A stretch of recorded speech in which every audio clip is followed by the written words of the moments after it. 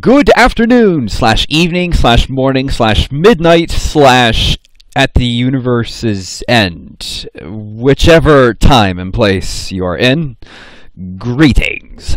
So, I am at last back from my trip. From, Thanksgiving and all. And, yeah, kind of cold in here because the heater is broken. So, pardon me if I sound a little off.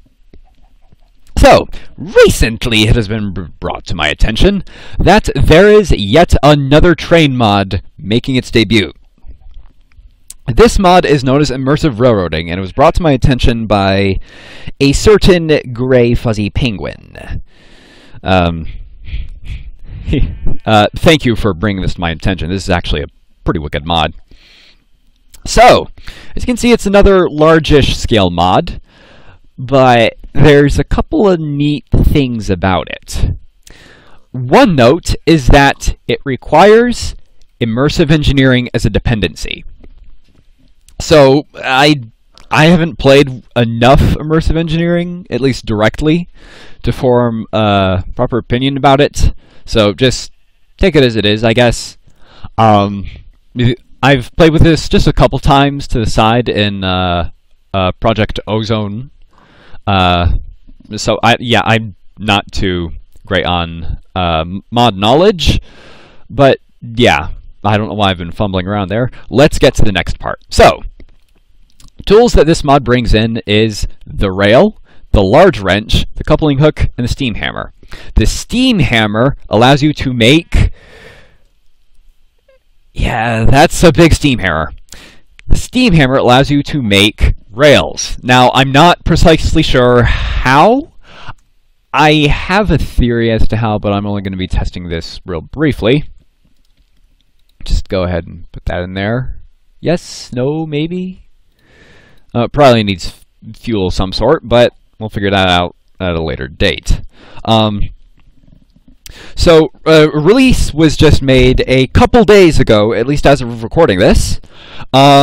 So this does look brand new, and some things seem to have only partial functionality. This mod is only in alpha/beta. This seems more like alpha to me, but yeah.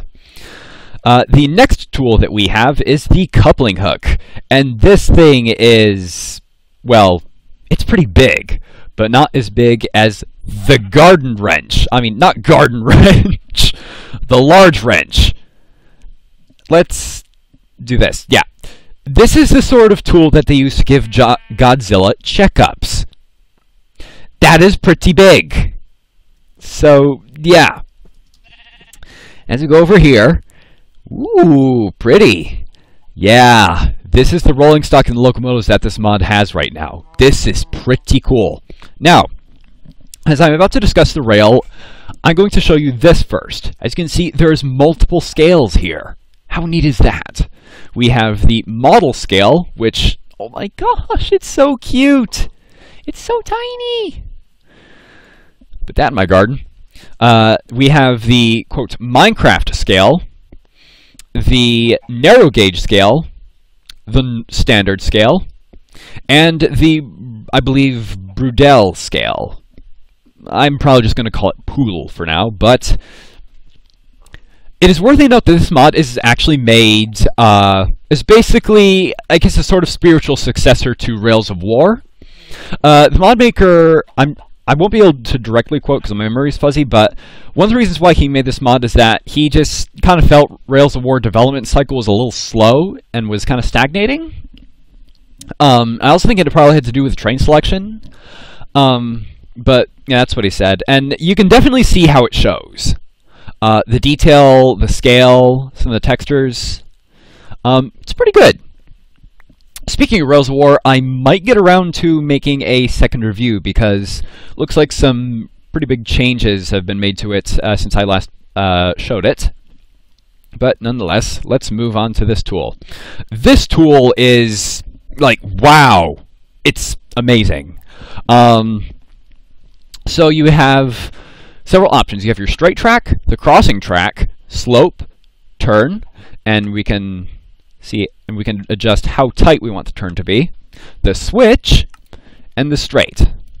Again, as you can see, I have them showcased all right over here. Pretty cool. Pretty cool. And this, I'm not going to be typing in 99. Actually, no, that's a lie. I'm going to go ahead and do that. Actually, no, I'm going to save that for later. I'm not sure if it's going to be too big, but like if you want just a 4-block long piece of track, boom, there you go. I'm not sure what the upper limit to this thing is. It's probably going to be like 256 or this one really high number that Java can't process. I forget which it is, but nonetheless, we also have a railbed option. This, I like this a lot. It's so neat. Let's see, railbed fill. I'm not I think what this does is that if you put like a big old gap in front of it, it just fills it over. Yeah, it does. Okay, so they fixed that from the last version. So that is really cool. Like, come on guys, how cool is that? That is sick. That is really cool.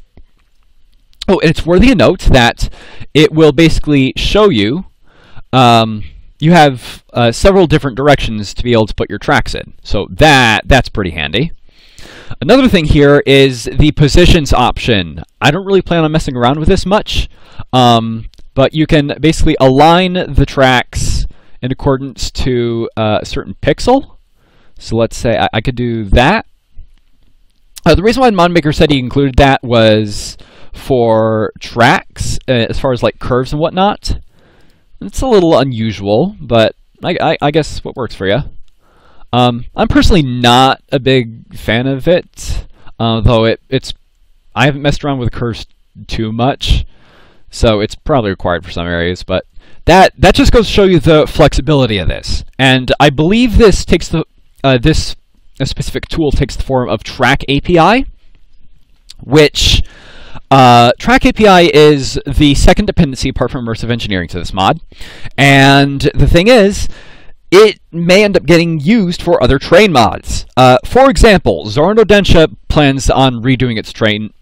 It's not train mod, but it's track functionality, which really drives me bananas because that means all the time I spent laying down tracks for this mod. This map I've been making is basically been all for naught. But if they put in a system like this, or the system that they're thinking of, like basically point A to point B, like just place, I guess, markers down or sort, I guess that could make things a lot easier. But yeah, the mod maker for this mod has been discussing with other train mod makers, so I'm not sure if he's been discussing with Eternal Blue Flame, Zora no Densha, Xenonius, or Nathan from Rails of War. But there's like a certain rendering system that's been implemented, so this isn't going to be so terribly hard on your servers, if/when you put this up on a server. So I'm sure all of you have been waiting long enough. Let's go explore the trains and see how to operate them. There really isn't much for interiors except for the diesels. So I'm going to go ahead and show that off real quick. And oh my gosh, we're in the engine compartment! Okay. So yeah, it hasn't been, it's not like super detailed on the inside like Rails of War is. But you know, it's something. But it's cool how you can like just move around in here. So yeah, not too terribly much in here. Let's go and check out the GP7 over here. At least that's what I think it is. So yeah, not too much in here. I believe this is also brand new. In fact, I think all but like, I think half the rolling stock here is brand new. Yeah, we can go in here as well. Like, look at the detail on these things. At least the external detail. That's wicked. So how about we go inside the Pennsylvania rail car? And for some reason, I'm getting strong vibes of the Strasbourg Railroad here. Pretty cool. So let's head out here. And I'm also going to be showcasing a little something here. If you're flying, and like even if you, like if You may have noticed there that I dropped down forcibly, but if you come within a certain amount of distance within them, you have to be very close, it'll kill your flying, and you'll basically be walking on these guys. Now you can walk on just about all of these. All you have to do is right-click, and the freight cars all have containment units, or storage areas, so you can go ahead and stash all your eggs on container piggyback. So, yeah. Let's go in here real quick, and let's move on to the locomotives, because I think I've been keeping you guys waiting long enough with that. Very comfy looking seats. Very, very neat. So as I disembark that rail car, and as I fly over to our Pensy E6 Atlantic, it is worthy of note that these guys are being all made to scale, which actually makes a lot of sense. Like, it's one thing if you're trying to make them to scale with, like, you know, just standard blocks instead of, you know, I guess, I don't know what else was I going to say there, but yeah, you have a lot more flexibility with your own models than having to rely on standard 1x1 blocks for your models. So, yeah, a little comparison there. Oh, and actually, there it is right there. If I fly up right next to it, boom. It drops me. And fun fact, these tenders, you can walk on them, and they are capable of storing things. So let's just, you know, fill it up with water, put in a little bit of charcoal. There we go. And we can walk right back into here. Step in our little engineer seat right here. Right-click over here.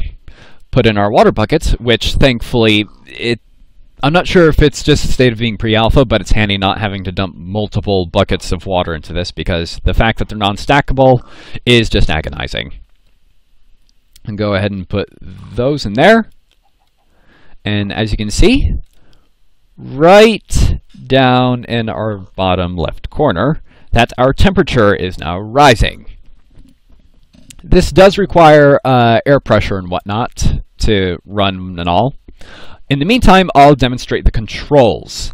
There is technically a horn and whistle, but they, like, I'll scroll on to the options here, in controls. Bingo. Sound horn is numpad enter, but unfortunately, there's not any implemented right now. So, in order to operate these trains, it is going to require a number pad, unless you decide to reassign the keys. I would highly recommend using the number pad, because if you're running any other mods, you're probably going to have some control conflictions. So, looking at your number pad, 7 and 8 are used for increasing, 1 and 2 are meant for decreasing, and 4 and 5 are meant for just completely setting them to 0, respectively. So, like, I could just go ahead and increase our throttle here by pressing 8. And I could reset it by pressing 5. And mess with the brakes there using 7 and 1. And then press 4. Boom. So I'm not totally sure how smoothly these run. The reason why I wasn't going to use the big boy is because it doesn't look like it's fully implemented just yet. Seems to look a little buggy. Alright, so as our temperature is rising here, I'm probably going to go ahead and come back when our steam engine has warmed up. And we are back. Temperature is now at 100 degrees Celsius, and our boiler pressure is rising. So that's good. So let's go ahead and press 8, and look at that. Just look at that. That's cool. There's not any sounds, so don't worry about, you know, missing out on anything. You're not. In fact, I'd probably not have my voice out right now if there were sounds. So let's see how fast we can...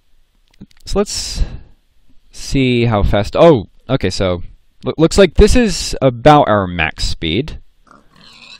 Oh, and there we have it! Trains can kill animals, people! And there goes our second victim. Oh... I remember finding that out for the first time, that we could do that in Traincraft. That was glorious. So now we've killed our throttle, and let's turn on the brakes.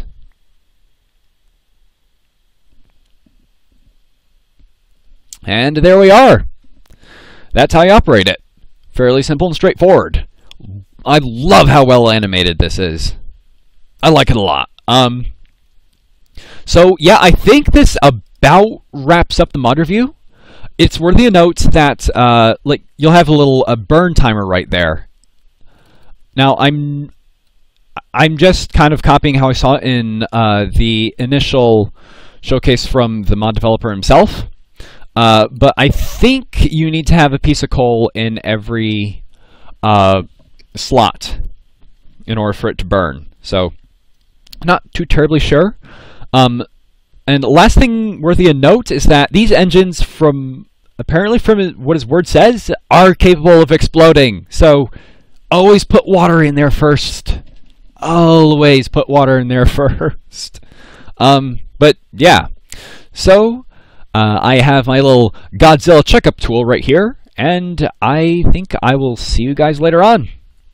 Thanks for checking this out, and peace out.